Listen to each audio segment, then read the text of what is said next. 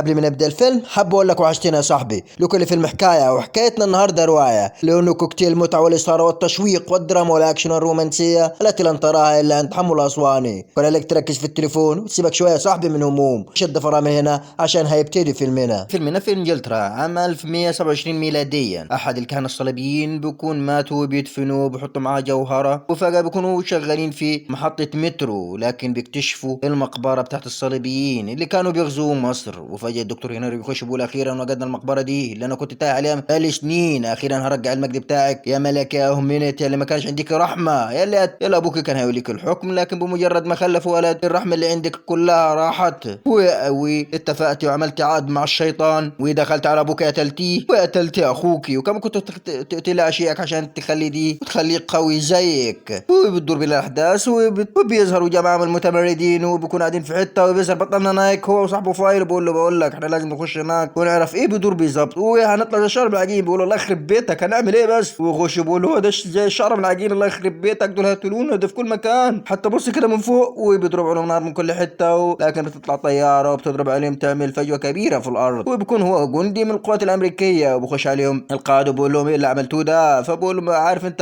يا قائدنا فايل عمل كل حاجه وانقذ حياتنا وانقذ حياتي برضه. وبتظهر جيني بيكون عليه متاثره بتقول انت خدت الخريطه بتاعته سرقتها ليه عشان تيجي هنا، فبقول لها لا طبعا. فجاه كده بتكتشف الحفره دي وبتقول انا لازم انزل تحت يمكن تكون مقبره لازم حد ينزل معايا، فبقول انزل ادانيك انت وفايل، فبينزلوا هما الاثنين وبيكونوا دور على اي حاجه، لكن بيلاقوا في زئبق بينزل لهم كل حته وبيحاولوا يكتشفوا ايه في المكان. وبتنزل دكتوره جيني وفايل ونايك بيبصوا لبعض وبيضحكوا وبيقولوا اخيرا هنبقى اغنياء، وبيحاولوا يلموا كل الذهب، ونايك بيكون لا سلسله، فبتقول له خلي بالك دي مش مقبره ده مكان سجن، انت ما شايفش الست حراس اللي قاعدين، لكن بيحرر جثه موميا، وصاحبه فايل في عنكب شمسي بيعضه، فبقول له ما تضربش عليهم النار ده عنكب شمسيه، وببص على جثه الموميا وكانها بتكلمه وبتقول له شكرا عشان اطلقت سراحي انت المختار بتاعي، وفجاه كانك بتقول له ايه فوق انت فين يلا عشان نمشي، وبيكونوا فعلا خدوا جثه الموميا وخدوها معاهم وركبوا عربياتهم ومشوا وخلاص بيحرروها عشان يدخلوها الطياره. هو يجيني بتقول لهم خلي بالك انت وهو يلا على الموميا دي ليها 5000 سنه، وبتقعد جنبي نيكو بتقول له شكرا ده يعتبر اكبر كشف اثري، انت عارف الموميا دي لو اتباعت في السوق كده تعمل كام، لكن انا بحب شغلي. وصاحبهم فايل بكون معضود وخلاص كده قرب يتحول، وبتقرا بقى على الصندوق بتاعها وبتعرف ان هي كانت هتاخد الحكم لكن قتلت ابوها واخوها، وفايل بيت القائد بتاعهم وبقول له نيك ارجع لورا لا، وبيديله 3 طلقات من غير ما يحس وبيكون مات، وبتزرع عليهم خفيش من كل حته وبتخش عليهم اوعى،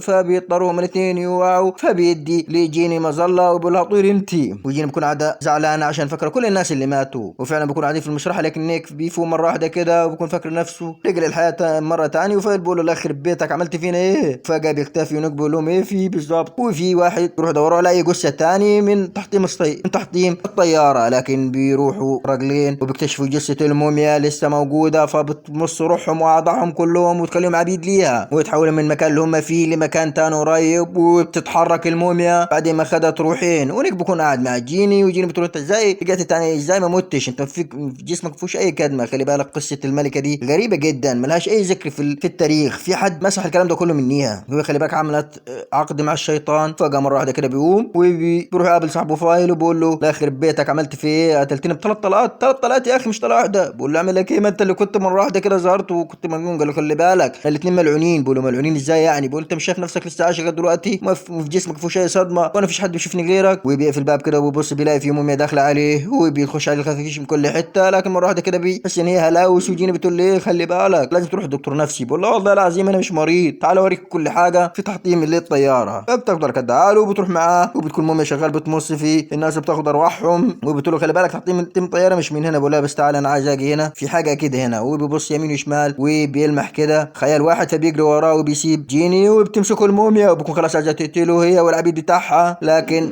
الخنجر بتاعها ما بيكونش فيه الجوهره، وجيني بتشوف الكلام ده كله بحاول تجري لكن الموميا بتطلع وراها عشان خاطر تقتلها، لكن نيك بيحررها وبياخد بيهم الاتنين بيجروا بيقول لها خلي بالك شفت صدقتيني، بتقول له صح انت معاك حق، بقول احنا لازم نهرب من هنا بسرعه، لكن بيطلع عليهم العبيد من كل حته بيكونوا خلاص يمسكوهم ويقتلوهم، لكن بيحاول نيك على قد ما يقدر يهرب منهم، والعربيه بتتقلب وبيترب منيها نيك وبيكون عايز يضرب الموميا، لكن بتطلع ناس من كل حته وبياخدوهم كلهم هو والموميا وجيني لمكان كده، وبيظهر لنا الدكتور هنري وبياخدوا كده بيكون في تحف فنيه جنبه تحف واثار اختيار عظيمه. هو اللي بيقعد بيقول انت مين؟ بيقول انا دكتور هنري صاحب الاحماض النوويه واشتغلت كتير في الكيمياء، خلي بالك انا مريض وانا بتعالج، انت عارف قصه الموميا دي؟ فبيتنح له كده بيقول له تعالى، فبيوريه الموميا بيقول له خلي بالك احنا دلوقتي هنشرحها، وبيبص على جيني وبيقول له خلي بالك دي معايا من الاول، وبتقول لي الكلام ده كله وهي قالت لي وخلي بالك انت دلوقتي المختار وهي كانت عايزه تقتلك. فبتقول له لا انا كنت عايز اقتل حبيبي عشان خاطر اخلده في المجد واخليه قوي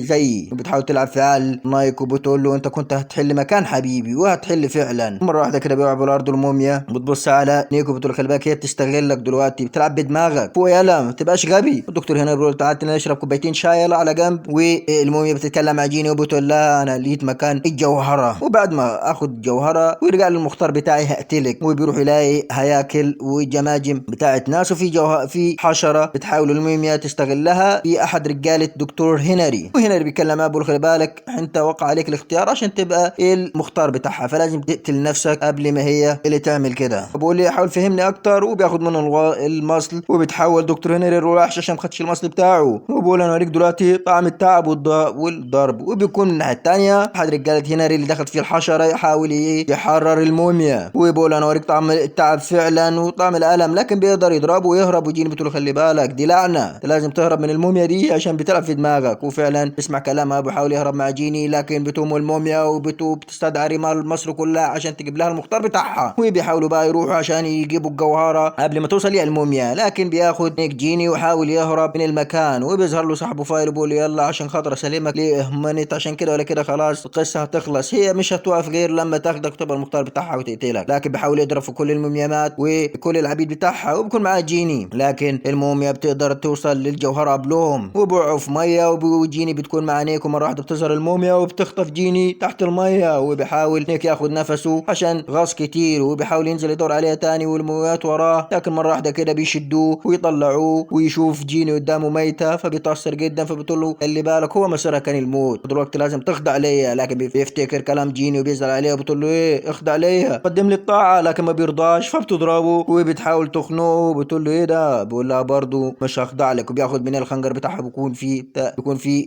الجوهره، وبتقول له اضرب على الارض وينتهي كل حاجه وادهوني، لكن ما بيدوهاش. وبيضرب بيه نفسه وبيتحول لوحش كده زي ما احنا شايفين، وحش كبير، وبيقدر يضرب الموميا وخلاص يخضع ليها، لكن بيفتكر كلام جيني حبيبته، فبيمسكها وبيمص روحها وبيعضها.